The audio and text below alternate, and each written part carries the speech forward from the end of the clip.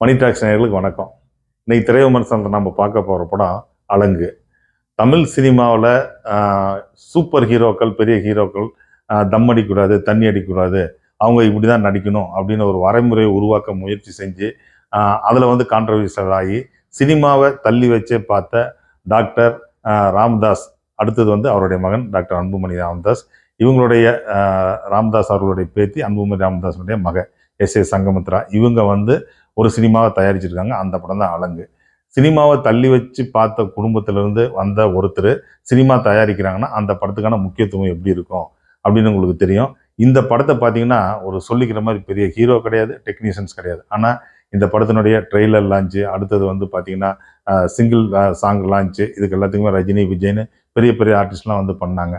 அந்த அளவுக்கு வந்து இந்த ப்ரொடக்ஷன் ஹவுஸ் மேலே அவங்களுக்கு வந்து நம்பிக்கை இருந்ததோ இல்லையோ, பட் ஆனால் இந்த படத்தை தயாரிச்சிருக்கிறது அன்புமணி ராமதாஸ் அவங்களுடைய பொண்ணு அப்படிங்கிறதுனால தான். சரி, ரைட். இந்த படத்தினுடைய கதை என்ன? அலங்கு அப்படின்னா நாய்.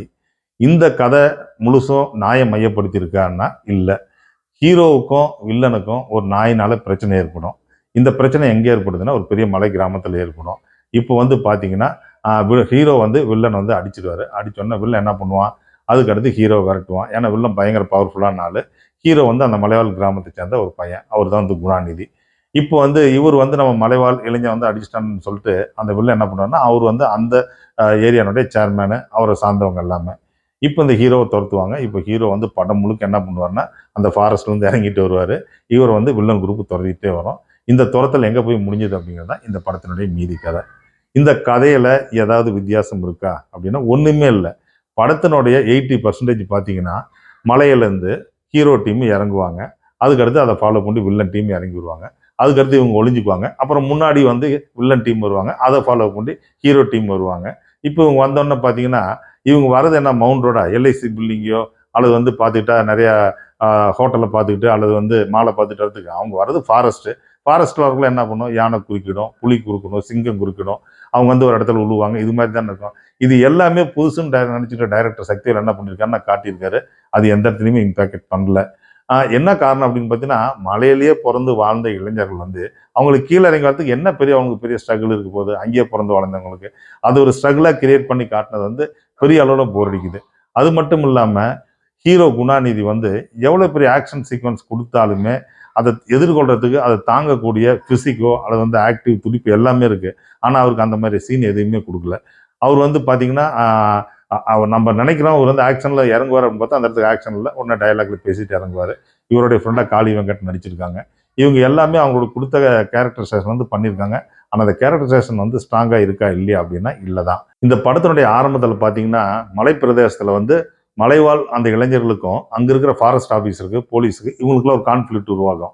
அதுக்கு அடுத்து பார்த்தீங்கன்னா அடுத்த சீனில் ஒரு லாரியில் வந்து நிறைய வந்து லக்கேஜை கொண்டு வந்து ஒரு தேவையில்லாத லக்கேஜெல்லாம் கொண்டு வந்து மூட்டையெல்லாம் கொண்டு வந்து இறக்குவாங்க. அது என்னன்னு பார்த்தீங்கன்னா கேரளாவிலிருந்து தமிழ்நாட்டு எல்லைக்கு கொண்டு வரக்கூடிய கோழி கழிவுகள் அப்படின்னு காட்டுவாங்க. சரி, ரைட், ஓகே, இந்த டீம் ஏதோ புதுசாக ட்ரை பண்ணுது, நம்ம உட்காந்து பார்க்கலான்னு பார்த்தா இல்லைப்பா நாங்கள் அதெல்லாம் புதுசாக ட்ரை பண்ணலான்னு சொல்லிட்டு டக்குன்னு அங்கேருந்து ஸ்கிப் ஆகி இந்த ரெகுலர் கதைக்கு வந்துட்டாங்க. ஏன் இயக்குனர் வந்து அந்த கதையை மையப்படுத்தி அல்லது கோழி கழிவுகள் வந்து இங்கே கொட்டுறதுனால என்ன பிரச்சனை, அந்தந்த மலைவாழ் மக்கள் எப்படி எதுக்குறாங்க, அவங்களுக்கு எப்படி சப்போர்ட்டாக யாரெல்லாம் இருக்கிறாங்க, இது மாதிரி அந்த இடத்துக்கு ஒரு கான்ஃப்ளிக்ட் ஸ்ட்ராங்காக உருவாக்கி சொல்லியிருந்தா தமிழ் சினிமாவில் கொஞ்சம் ஒரு புதிய முயற்சி அப்படின்னு நம்ம எடுத்துக்கலாம். அது எல்லாத்தையுமே விட்டுட்டு அதெல்லாம் படத்தினுடைய ஆரம்பத்திலேயே விட்டுட்டு அவங்க மலையிலேருந்து எப்படி இறங்குறாங்க, வில்லன் எப்படி துரத்துறாரு, இதையே காட்டிட்டு வந்தது தான் இந்த படத்தில் வந்து புதுசு இல்லாதனால இது வந்து பெரிய பின்னடைவு இருக்குது. டைட்டில் மட்டுமே புதுசாக இருக்குதுங்கிறதுனால மற்ற படம் முழுசும் எந்த சீனுமே புதுசாக எல்லாம் பார்த்து பழக்கப்பட்டது தான். அது மட்டும் இல்லாத ஹீரோவோடைய அம்மாவாக ஒருத்தரை காட்டுவாங்க. அவங்க என்னன்னு பார்த்தீங்கன்னா ஒரு பெரிய தீவிரவாத கும்பலுடைய தலைவர் இருப்பாங்க. ரொம்ப லகடா வெத்தலை பாக்கெல்லாம் போட்டு மூஞ்செல்லாம் கறி அடிச்சுட்டு அவங்க பார்த்தா எனி டைம் பார்த்தா பயல் வந்து வெடிகுண்டு, நாட்டு வெடிகுண்டு குறித்து வச்சுட்டு அலைவாங்க. எதுக்கு அதை வச்சிருக்காங்கன்னா அவங்க வந்து யானை விரட்டுறதுக்காக வச்சிருக்காங்களா? அதுக்காக வந்து அவங்கள வந்து பயங்கர இவ்வளோ லக்கடா ஒரு ரஃப் அண்ட் டஃபாக காட்டுங்கிற அவசியம் இல்லை. பிள்ளைங்கிட்ட கூட பார்த்தீங்கன்னா வில்லங்கிட்ட பேசுகிற மாதிரி தான் பேசிட்டு இருப்பாங்க. நிறைய இடங்கள் இந்த படத்தில் ஸ்கோர் பண்ண இருந்தும் இயக்குனர் தவறு விட்டு தான் இந்த படத்தினுடைய பெரிய நம்ம வந்து பலவீனமாக பார்க்க போகிறோம். மணி டாக்ஸ் நேயர்களே, இந்த வருடத்தில் ஏகப்பட்ட படங்கள் வந்திருக்கு. எல்லா படங்களும் பெரும் வெற்றி அடைஞ்சிருக்கா இல்லையா அப்படின்னா இல்லை.